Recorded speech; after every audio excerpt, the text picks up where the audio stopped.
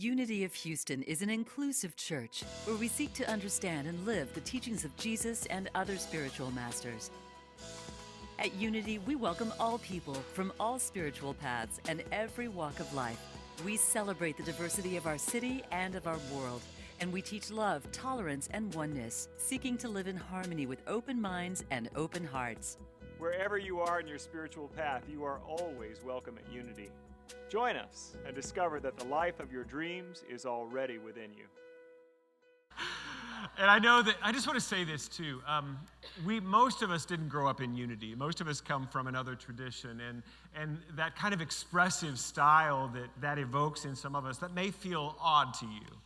And so we're not asking, if you don't feel like you want to stand and raise your hands, you certainly do not need to. We have a diversity in all ways here. But I hope that you can find room in your heart to let those of us who need to do that. That there is something. It's just another way that we get to recognize that our unity is not uniformity, and the ways that we're different are beautiful, right? So thank you for that. Which is not what I'm talking about today, but I just felt like, I was about to shout and run around the sanctuary, so if I can be honest with you. Yeah, great. So the first time Tony came to sing with us, Greg Van Rosenberg was our music director at the time. I was associate minister and choir director. I used to hold that job here. And we were looking for some, I just always loved to have gospel music. I think that and from a metaphysical perspective, I can reinterpret all those lyrics to just uplift us, and I'm just speechless. I'm running out of words, that's not good. But I loved it. And so Greg had found a video of Tony singing Marvin Gaye, What's Going On? The first two notes, I said, yes, hire him. And it's years now that we've had Tony blessing us. We're so grateful. Yeah, thank you, Tony. All right. This is the final week of our prosperity series. This month has been called The Depth of Abundance. It's not just how to do the code so you get more money. Our prosperity teaching is much deeper than that. It truly is a way of living in unity with divine creative energy, with love, with the flow of the energy that is God, that can show up not only in our prosperity and our finances, but in our relationships, in our vocation, in the ways that we show up in our health. It's the same posture that we take in relationship to the divine that begins to demonstrate in all of these ways. It's a beautiful teaching. And as I mentioned, I was going to say this. If you want to practice, if you want to learn the practices of how to live in the flow of God's abundance, I'm going to encourage you to take Prosperity Plus. It's a 7-week class, but if you're joining today, it'll only be 6 weeks for you. And you're going to it's a beautiful teaching from the master teacher, Mary Morrissey. She is incredible at this, about what are the things we can do to practice the principle, not just know about it. She always says this, I love it. She says, if you hear, you're in a class or something and you hear something, you're like, oh, I know that. There's nothing new here. I know that. She says this, unless your life fully demonstrates and embodies that principle, you don't know it. You know about it. And to know it, to get it in your body, it requires practice. This was from the internet. We have a member here in the community who he scours the internet for little funnies and delivers them to me printed from his printer. And this is what I got last week from him. I really liked it. Person said, when I was 19, my mentor told me that if I would open a Roth IRA and max out the contribution every year, I would never need to do anything else, and I would retire with millions and no financial worries. And he was right. I didn't do it, but he was right. That is the problem. Many of you come to church here on a Sunday morning, you hear about these principles, you go, yes, I agree with that, but then you don't live it. Let me rephrase that. Then I don't live it. That I forget in my day-to-day, every interaction I come in, that I need to be practicing these principles I'm learning. The biggest principle we practice is unity, oneness. We're one with God, one with each other. And how often do we otherize, enemyize, blame? And that's not the solution. That's why we have such a door open to the Eastern traditions, Buddhism and Hinduism particularly, because they are non-dual religions. And unity occupies a really interesting space in the world of religious practice, is that we are a Christian tradition. We're within the household of Jesus, but we are non-dual as well.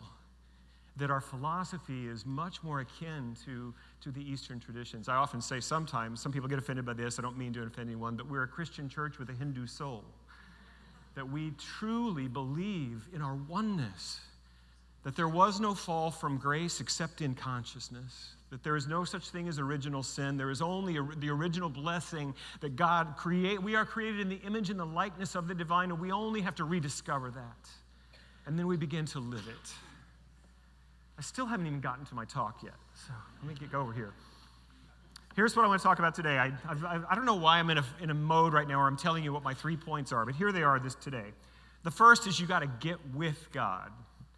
The second is God's will for you is freedom and fulfillment. And the third, only you can bring the gift that is you. So last week I talked about demonstrating our abundance as balance. Not as greed or consumerism or just getting stuff. It's about living a life filled with balance. That's, for me, I think, the perfect inner demonstration of abundance. What I'm going to talk about today, I'm calling it abundance as harmony. That we are harmonizing with other people. We are harmonizing with nature. We are harmonizing with the rest of the universe. That's a beautiful demonstration of abundance. I grew up in Oklahoma, big oil and gas place. Houston is a big oil and gas place, we know this. And I would go with my grandpa Ivan. Sometimes he was a wildcatter in the oil fields in Osage County, and I'd go with him when he'd go check the wells, and the ground would just be covered with tar. Nothing was growing around those old oil wells, and the smell of it was just everywhere. And I remember even then, it's like, this isn't good. Now, they've improved a lot of the technology around that. I also, not too far from where I grew up in northeastern Oklahoma, there was a place called Pitcher where they had strip mines, where they just opened these huge trenches in the earth and pulled out the minerals and destroyed the land. And even I did not grow up in an environmentalist family, believe me, but my family did love nature. And I remember being instilled with that sense of how, when we went camping, we were poor, right? Basically. We went camping. My dad would ask some landowner if we could just pitch a tent out on by the creek on their property, and that's how we would do for vacation. And I remember I loved those times of spending a week just living outdoors, swimming, fishing, just running around. It was beautiful. And abundance doesn't mean that we take from something where it ought to be to make it ours. That's not true abundance. And I'm happy to say that this awareness of living in harmony with the earth is becoming greater and greater, not only in unity churches, but in the world, that there is a renewable energy movement. And I love this because even the oil and gas companies are now energy companies. You know that. They made that change, even though we're still mostly dealing with fossil fuels. But that's a limited supply. We all know that. And if we're going to have energy, we have to find other ways. And I'd like to offer to us that abundance is a renewable energy. You don't have to have it come from one source. Like you lose a job, that is no problem. God will come to you in abundance from another source.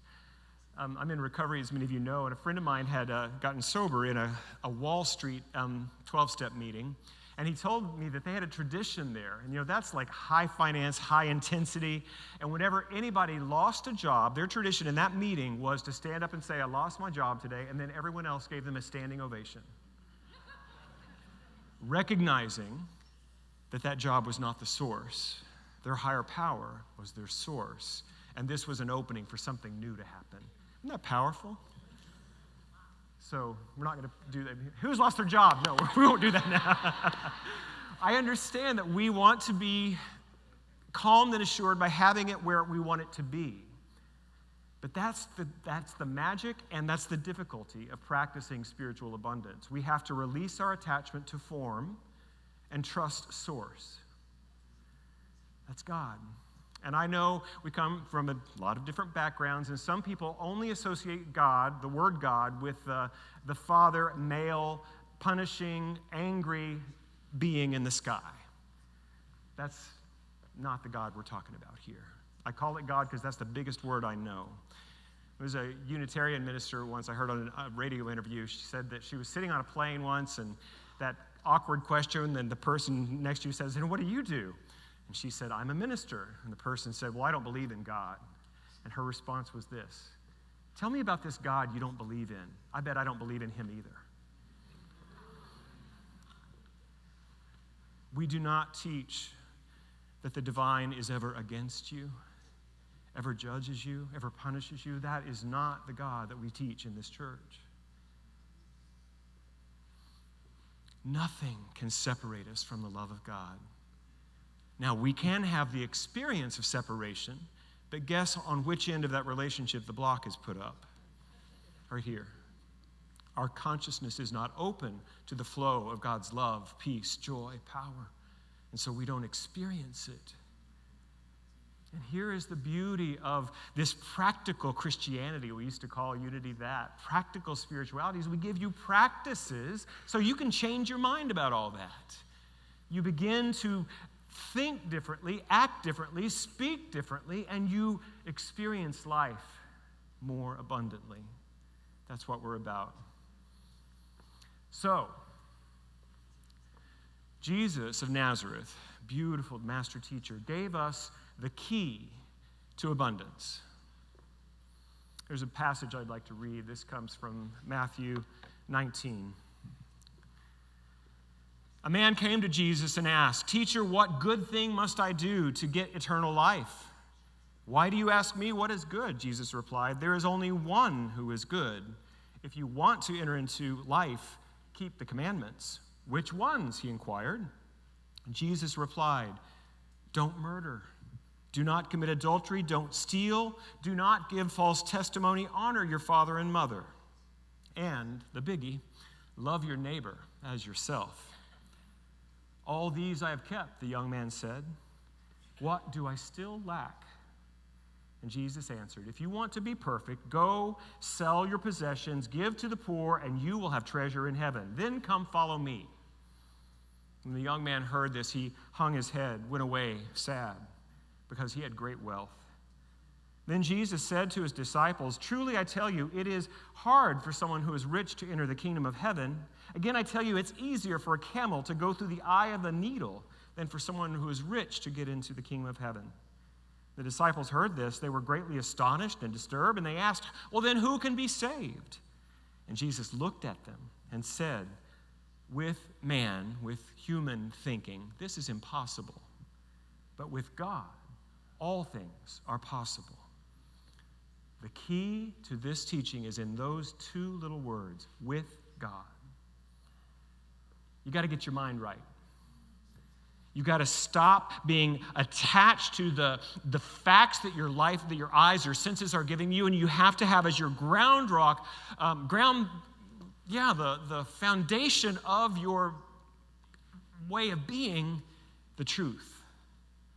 The truth is God is everywhere present, omnipresent, omnibenevolent, always good, omnipotent, always powerful. That is the truth. And when we anchor our mind in thoughts of the divine, we see differently. And then everything becomes possible. I don't know how it works. I just know that it works. I've been a person of faith really my whole life, and I have walked through incredible struggles, difficult situations, and my faith has been shook a lot, questioned a lot, but I've held on to it. Because many, many years ago, I had the experience, a personal experience with the divine. And it was not the angry man in the sky. It was the presence of pure love. And I have believed it my whole life. And guess what? Because I have anchored my thoughts there, like you, I have a 100% success rate at going through every challenge of life. We're all here today. We got through it. And we will have more to go through. But if we get with God in our mind, then anything is possible. How do we do that?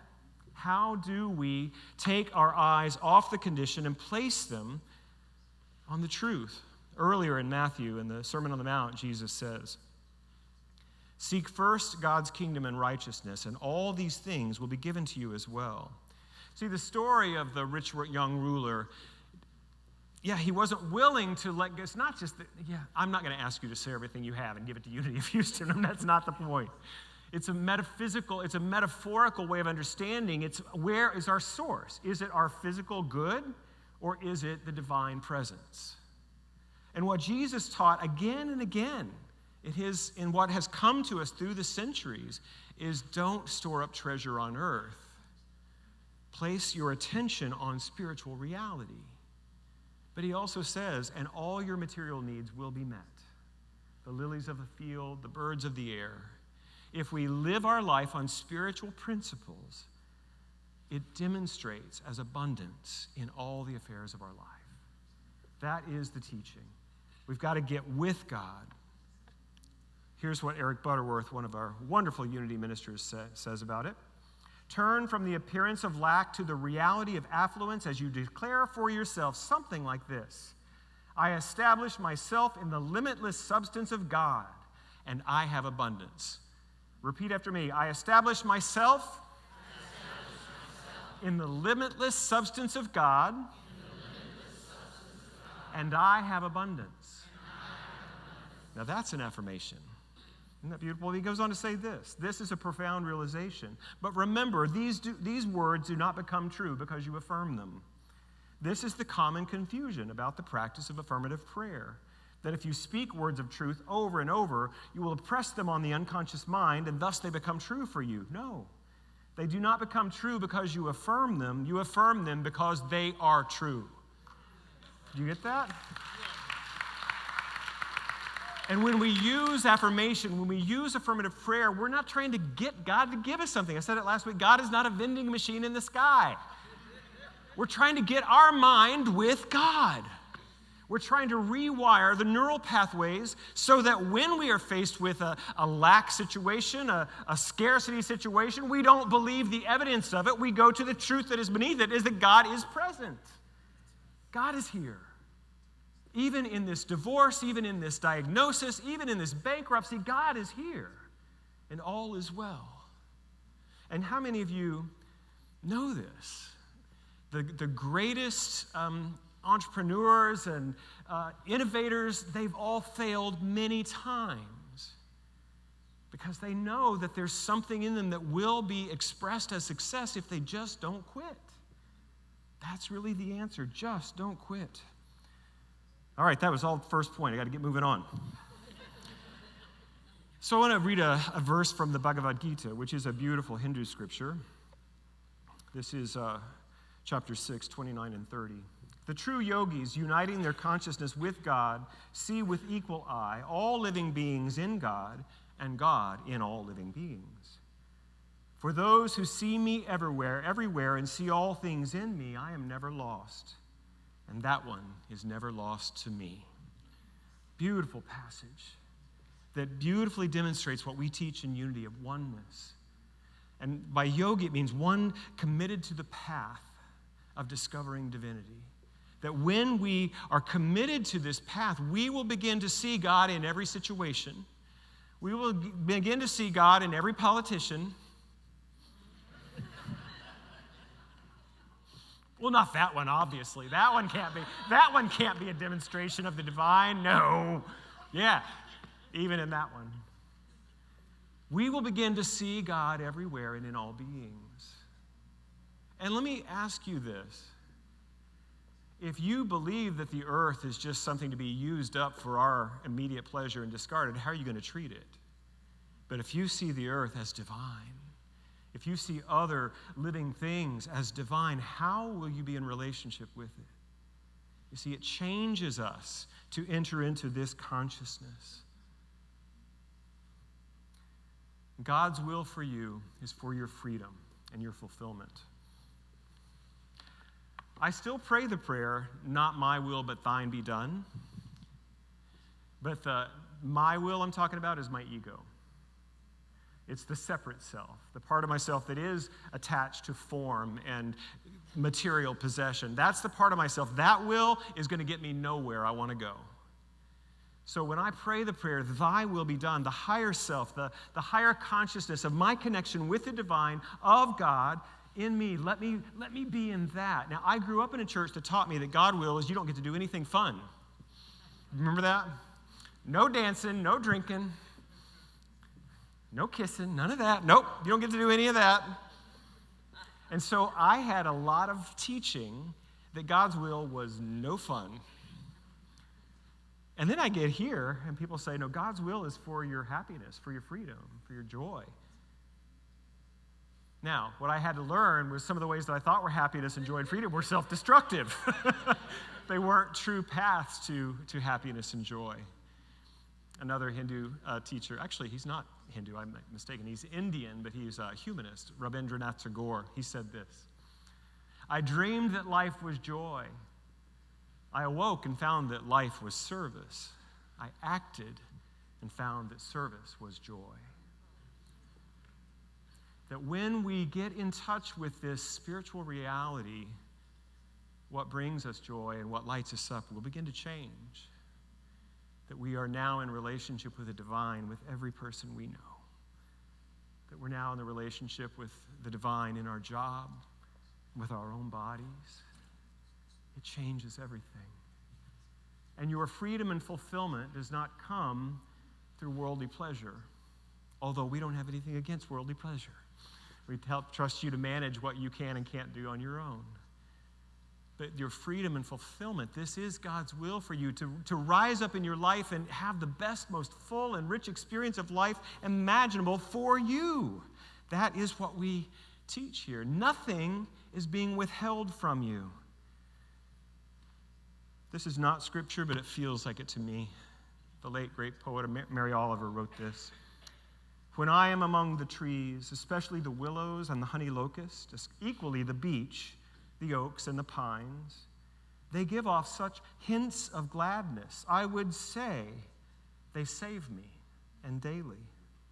I am so distant from the hope of myself in which I have goodness and discernment and never hurry through the world, but walk slowly and bow often. Around me, the trees stir in their leaves and they call out, stay a while. The light flows from their branches. And they call again, it's simple, they say.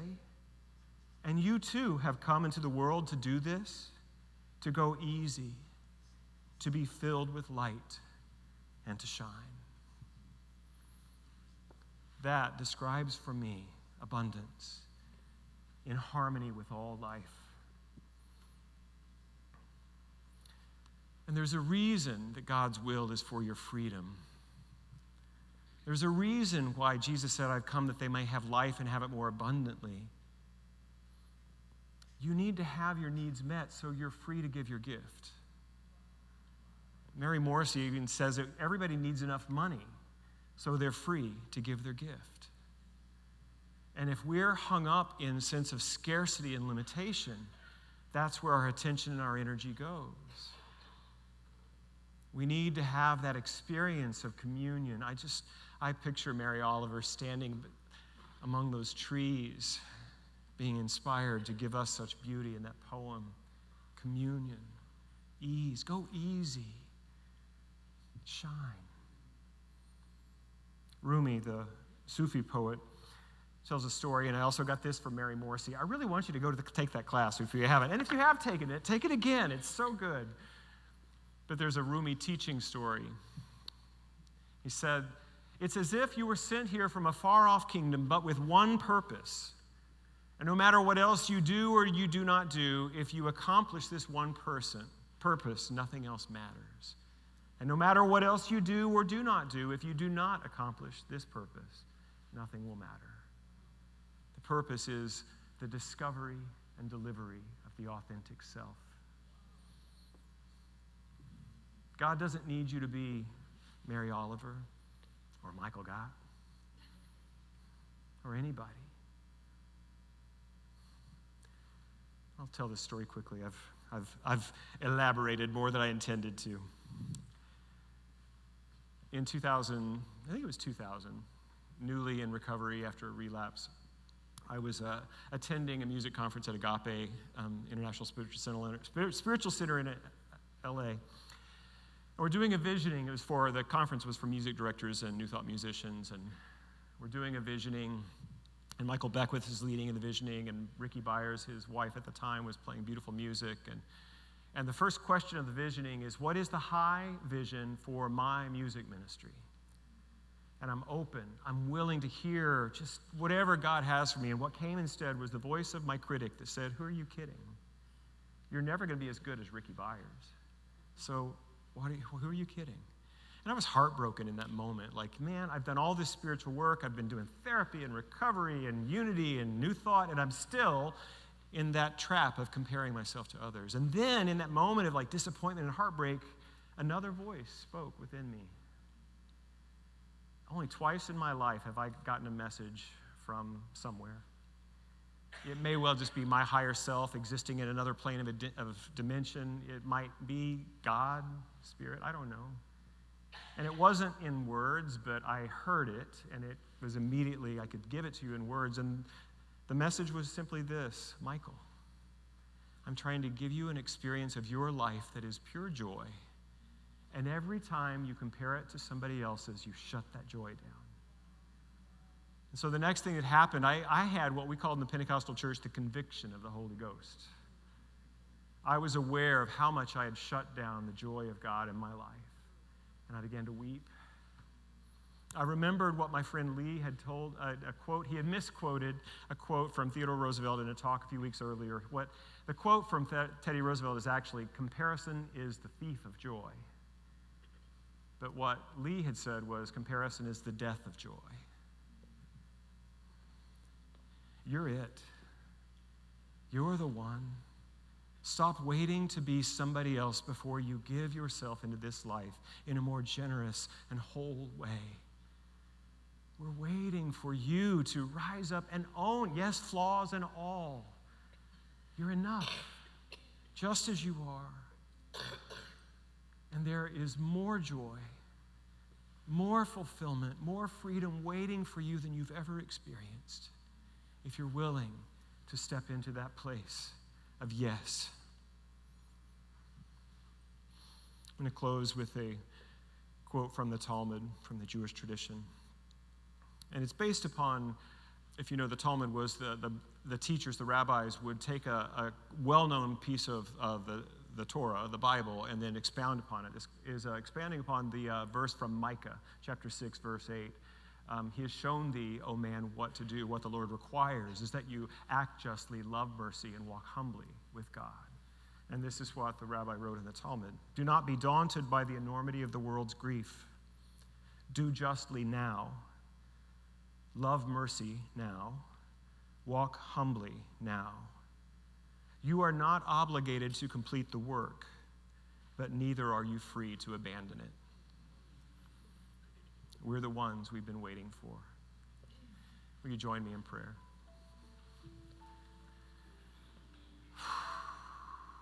In this moment, I feel supported by the abundance of God, the love and the light. And I have so much evidence in my life that these words I have spoken are true and good. But more than the words and more than the demonstrations, I rely upon my faith to trust that I'm not going forward based upon what came before, but by what is alive in me now. And in this moment, I recognize one life, one source, one presence of all good that contains within itself all people, all beings, all that is seen and unseen. And I am a part of that. I am not only a part of it, I am one with it. That divine creative energy moves in my mind, in my life now. I leave behind the past. I let go of the future. And right now, this flow of God's energy moves in me, awaiting me to direct it. And so I declare my word for all within the sound of my voice that you, we, I, me, we rise up now in the truth of who we are, in spirit, We release any thought of not good enough. We release any thought of comparing our gift to another. And we say yes to bringing who we are more fully. We're more available. We're willing to be vulnerable as we show up with one another, owning all of who we are. And that this is the opening for God to do a mighty work in our lives and in our world. So we are saying yes. We are willing, God. Use us. Use us to do justice, love mercy, to bring humility to all we do. Grateful for this community of faith that for 105 years have been bringing this teaching of our oneness. Bless all who are part of this community now, those who have gone other directions, and those who are coming in, that we are the ones to create this space of welcome and healing, empowerment. We are so grateful. We let it be, and so it is. Amen. I'm so inspired by you. I'm so inspired by the work we do together. I love that we don't have to be perfect. Someone who in the community this morning who has been going through a tough time, I just thanked this person for being here today, for showing up, and they said, if I don't show up, I'm going to give up. Don't give up. Keep coming just as you are. If nobody has told you today that they love you, I love you. God bless you.